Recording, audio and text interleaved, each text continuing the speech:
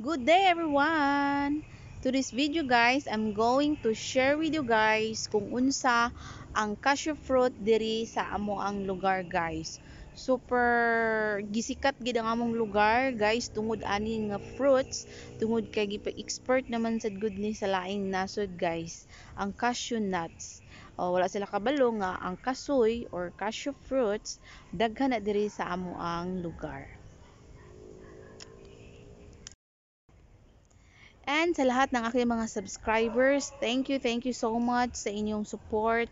I'm really appreciated that much. And please continue support my channel guys. So wala pa nakasubscribe diha, please subscribe my channel guys. I really appreciated your subscription to my channel and please do like na rin at saka hit the notification bell para updated kayo sa mga bagong upload kong videos. Ayan guys, baka ni mo ni ang kasoy guys nga gamay pa bago pang gitanom. Nag-jogging mi guys, amo silang naagian diri. Mao na siya. Ayan, mao ni siya ang hinog nga kasoy guys. Lumoy na siya guys. Kaning iyang lumoy guys, kaning yellow mao ni siya, makaon ni siya guys, butangan og asin. Pwede pod walay asin. Ikaw ray magbuot kung butangan ba nimo og asin or dili. And then ang liso guys, pwede ni siya isugba guys. Lami ni siya isugba. Pero kung ipang export ni siya guys, ipaugas agid ni siya guys, ayan aya pikason. Dayon, ang pikas nga kasoy guys or cashew mao ni siya guys. Kuhaan og panit guys para lutuon siya gisahon. Dayon pang expert na dayon. Mao ni siya ang resulta guys. Ang baligya ani guys na isa ka kilo, naay tunga sa kilo og naay 1/4. So naay mga supplier diri sa amo ang lugar guys no, tulo ni ka supplier guys nag-support og nag-export sa mga cashew nuts didto sa lain-laing lugar kung asa dunay order no. Mao nang tinagurian ang among lugar dinhi nga gigikanan sa kasoy tungod kay niya diri ang mga company pod nga nag-expert sa kasoy nuts, sa cashew nuts I mean. So niya po diri nadaghan pod ang mga kasoy diri no. O nagtanom gyud og tuyo aning mga kasoy tungod kay ang among lugar gipasikat man tungod aning cashew nuts. So magtanom pud ta og cashew fruits. So inana siya guys no.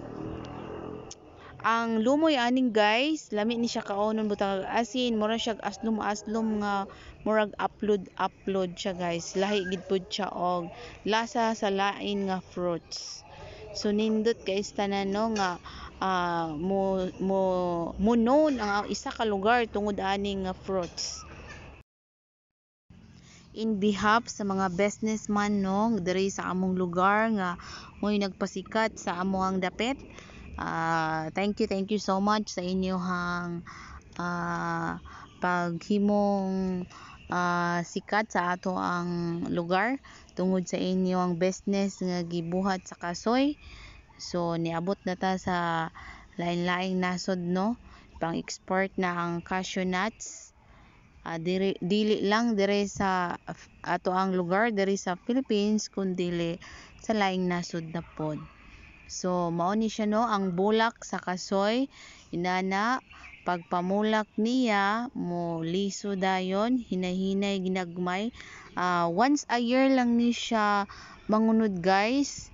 So talagsar gid siya once a year lang nana. So malipay gid ang mga businessman inipangumpra na sa kasoy tungod kay once a year man ni, so magpundo gid sila, mangumpra gid sila, dako gid ang kapital ani guys kay kumprahon man ni nila unya ilang i-stock hinay-hinayon og panit.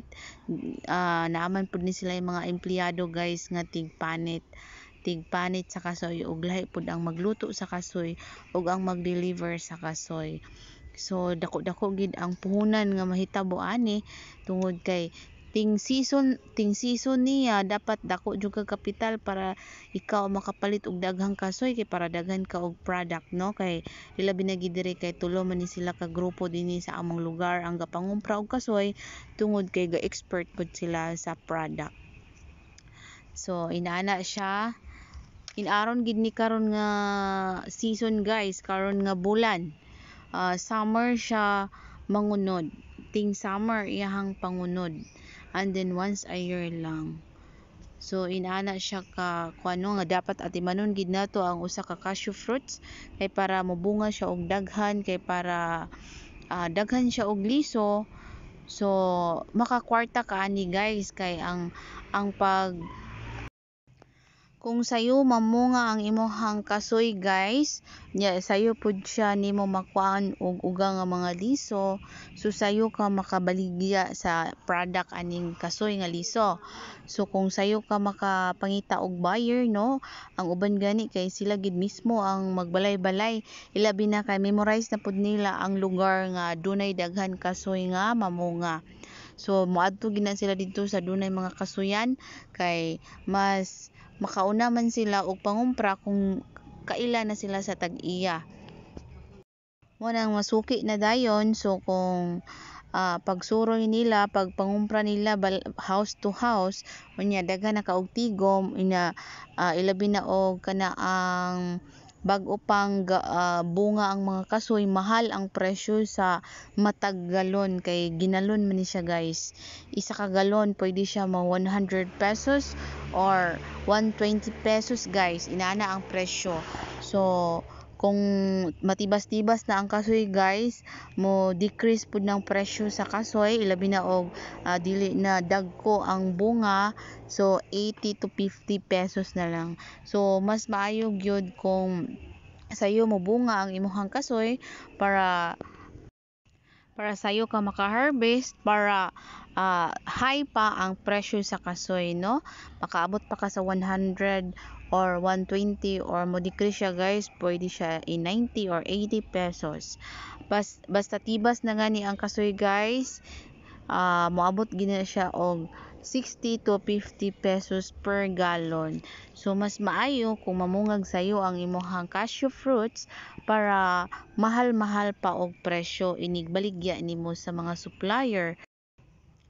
Unya guys, ang mangumprahay guys, ila pud nang pilian ang imuhang mga kasoy kay basin og naapilan og kuyot no, kay lisod man kay kung maapil ang kuyot kay inigpikas ana sa mga supplier no, walay unod so gansi sila. So pilion gid nila ng dako og bus-ok nga liso sa kasoy para inigpikas sure nga naay sulod. That's all for cashew fruits. Thank you for watching. Don't forget to subscribe.